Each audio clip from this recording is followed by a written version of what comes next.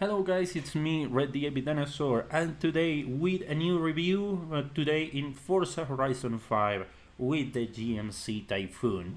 This is gonna be quite of a short video because what has to be said about the Typhoon has been said already on the Cyclone video. You're gonna say why? It's because it's the same truck.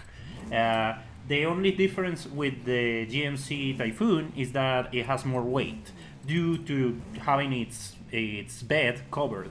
Meanwhile, the Cyclone doesn't. The Cyclone is basically a pickup truck. This one is not in some way. But yeah, that's pretty much when it comes to the Typhoon. Not too much changes. Well, in my case, I just did it as the same paint job of the Cyclone. Not too much. I think they are the same truck at the end of the day. But when it comes to the performance, that's when I actually made a few differences between the builds. It's kind of like my upcoming series about car builds that I'm gonna do pretty soon. So for the Cyclone, I decided to pick a twin turbo setup and leave the engine V6 alone and make a few upgrades to keep it in A800. That was like in the first video of the Cyclone. That was like the goal to get A800 on the Cyclone. And with the Typhoon, I did the same.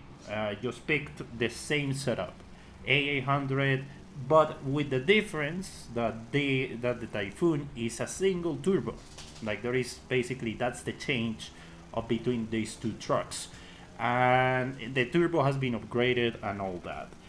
By exchange, actually, the Typhoon makes more power than the Cyclone, but take in mind that the Cyclone has less weight than the Typhoon.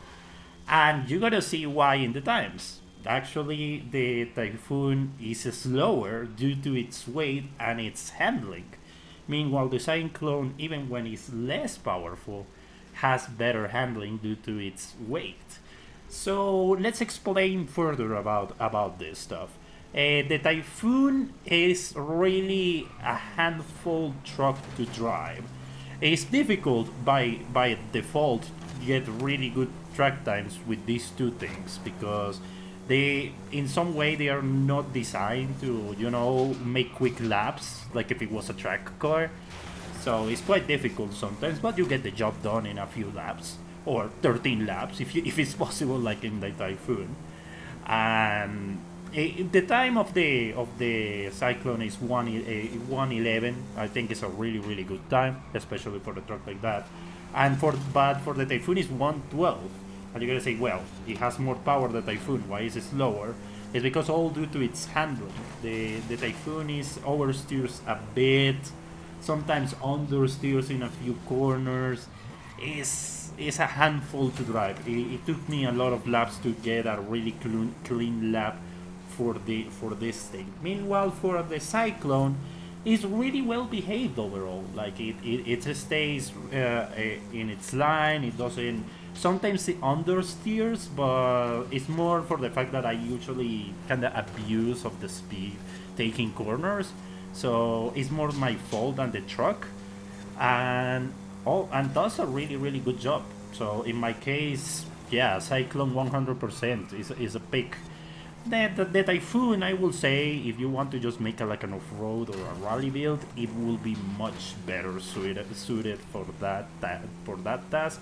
So also at the same time, you have different setups for the category. For example, you can have a Cyclone for track. Meanwhile, you have the Typhoon for rally cross or cross country or whatever. That's this can be the idea.